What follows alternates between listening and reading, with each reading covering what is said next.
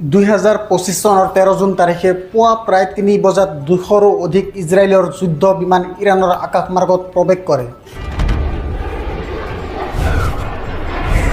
তেওঁলোকৰ লক্ষ্য আছিল 100ৰো অধিক পাৰমাণৱিক সামৰিক আৰু আন্তঃগাঁথনিৰ লক্ষ্য যিবোৰ তেওঁলোকে সমন্বিতভাৱে আক্ৰমণ কৰিছিল।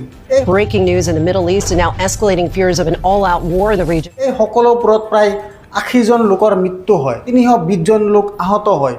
ইয়াৰে অধিকাংশই আছিল নিৰীহ সাধাৰণ নাগৰিক, কিন্তু তেওঁলোকৰ মাজত কিছুমান হাই প্ৰফাইল মানুহ আছিল যিসকলক হত্যা কৰা হৈছিল।